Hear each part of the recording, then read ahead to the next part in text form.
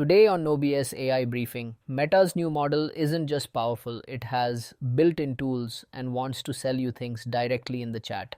We'll also cover why Google's AI now answers questions with interactive 3D models and how the real bottlenecks for AI scale are shifting from GPUs to things like energy and regulation. We'll talk about what actually matters if you're building products right now. No BS AI Briefing brought to you by Proactive AI. Welcome back. I'm your host, Vikash, and this is where builders get straightforward AI news without the fluff. Alright, let's get into the headlines. First up, Meta has launched a new model called Muse Spark. Now, this isn't another open source drop like Llama. This one is closed, it's multimodal, and it's built to be a product from day one. It comes with three different modes for reasoning. They're calling them instant thinking and contemplating, which suggests they're working on giving the model more time and resources for complex problems. But here's the really interesting part. It comes with 16 built-in tools. Think search, summarization, maybe even booking things right out of the box. And on top of that, there's a new shopping layer tied to creator content surfaced directly within AI interactions. For builders, this is a huge signal. Meta is raising the bar on what a model is. It's not just a text generator anymore. It's an integrated agent that can act and transact. The performance claims are also pretty wild. They're reporting a benchmark score of 52 on SWE Bench, which is a coding test compared to Llama 4's 18. That's a massive leap and puts a lot of pressure on the open model ecosystem. Next up, Google is changing the user experience for AI. Gemini Pro can now generate interactive 3D models and real-time simulations directly from a text prompt. So instead of just getting a paragraph of text explaining planetary orbits, you could type, "Show me the orbits of the inner planets," and get a 3D model that you can actually spin around and explore. Or you could ask it to demonstrate Snell's law and you'd get a simulation to play with. This is rolling out globally with Gemini Pro. For product leaders and founders, this is a big deal. It's a shift from AI giving static answers to providing interactive experiences. Think about what this means for education tools, for design and engineering software, or even for data visualization. Your product's UX just got a new dimension, literally. Of course, with powerful new models come new problems. And just as Meta launched Muse Spark, a report from Wired highlighted some serious safety concerns. In a test, the model apparently prompted a user for their raw health data and then gave them a dangerously low 500 calorie a day diet plan. I mean, that's just terrible advice. Meta's official line is that users are in control of data sharing and that health data isn't used for ads, which is good to hear, but the incident itself is a massive red flag. For anyone building AI into their products, this is a critical lesson. You absolutely need strict guardrails, crystal clear consent flows, and robust output validation, especially when you're dealing with sensitive domains like health, finance, or legal advice. You can't just plug in an API and hope for the best.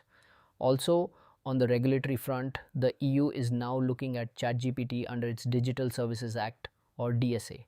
This is separate from the big EU AI Act that gets all the headlines. The DSA has a special category for very large online platforms, or VLOPs, which are services with over 45 million monthly active users. Well, as of last September, ChatGPT had about 120 million monthly active users in the EU. So it definitely qualifies. If designated a VLOP, OpenAI would face much stricter rules, including mandatory risk assessments, more transparency reports, and tougher content moderation requirements.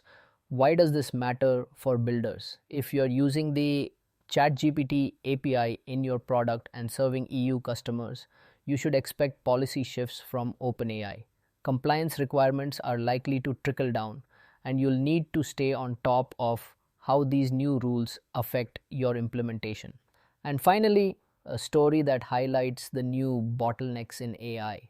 OpenAI has paused its massive Stargate UK data center project. This was supposed to be a cornerstone of their future infrastructure. The reason for the pause, it's not a shortage of GPUs or some new technical problem. It's energy costs and regulatory uncertainty This is a huge sign of where the industry is heading. For the past couple of years, the main constraint has been getting your hands on enough high end chips. Now, the bottlenecks are becoming physical and political. Can you secure enough power for a massive data center? And can you navigate the complex regulatory environment to even get it built? For founders and engineering leaders doing long term capacity planning, this is a reminder that the challenges are moving beyond just the tech stack. All right, for today's deep dive, I want to go back to that first headline, Meta's launch of Muse Spark, because this isn't just another model release. I think it signals a major strategic pivot and it reframes the competitive landscape for everyone building with AI. So, let's recap what happened. Meta, the company that championed the open source model movement with Llama, just launched a proprietary closed source model that is deeply integrated with tools and commerce, and they're pushing it hard through their own Meta AI app. They're reporting an 87% surge in app downloads in the US alone.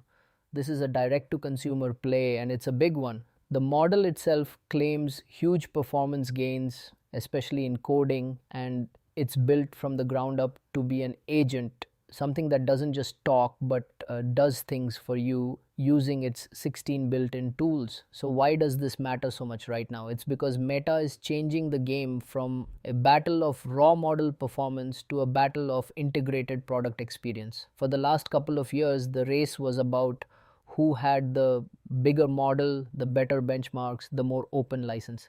Meta played that game well with Llama. But with Muse Spark, they're saying the model is just the engine. The real product is the entire car, the engine, the chassis, the user interface, and the gas stations. In this case, the shopping layer. They are using their massive distribution advantage to get this new kind of agentic AI into the hands of millions of people fast. So, who should be paying close attention to this? Well, if you're a startup founder, this is both a threat and an opportunity. The threat is that the big platforms are moving towards these all-in-one closed ecosystems. Competing head on with a free tool integrated AI that's pre installed on millions of devices is tough. But the opportunity lies in specialization. Muse Spark has 16 general tools.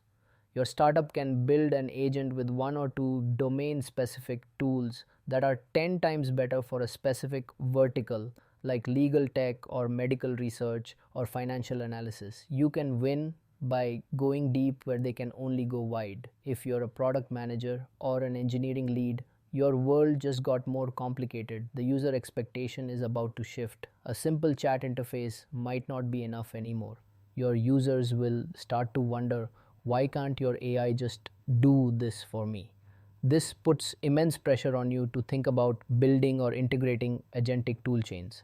How can your product go from providing information to taking action on behalf of the user? That's the new product frontier. So, how would I think about this as a builder? I'd see this as the App Store moment for agents. Before the iPhone App Store, people just thought of a phone as a device for calls and texts. After, it became a platform for a million different applications.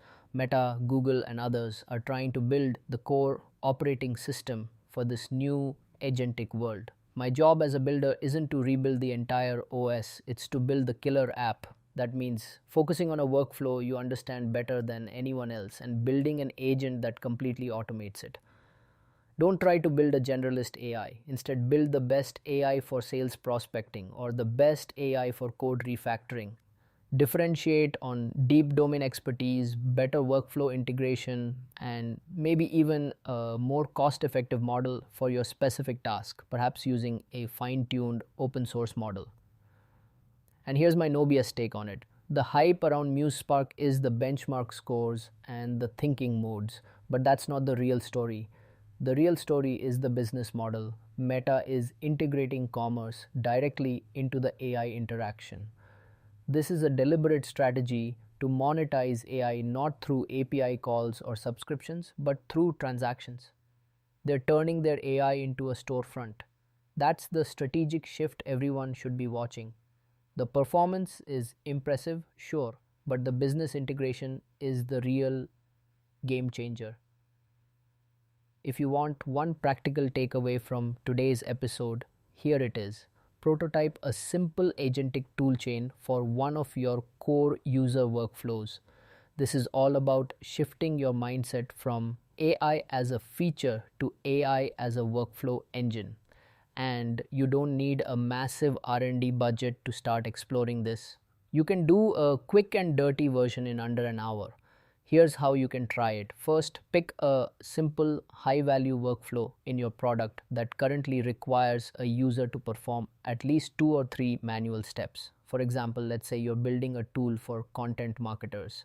A common workflow is find a relevant news article, summarize its key points, and then draft a social media post about it. That's 3 distinct steps. Second, chain together a few API calls to automate this. You don't need a fancy agent framework for this experiment. You can literally just write a simple script. Step 1 could be a call to a search API to find the article. Step 2 would feed that article's content to a language model like Gemini, or one from OpenAI with a prompt like summarize this article into 3 bullet points for a business audience. Step 3 would take that summary and feed it back into the model with another prompt. Write a short, engaging LinkedIn post based on these bullet points.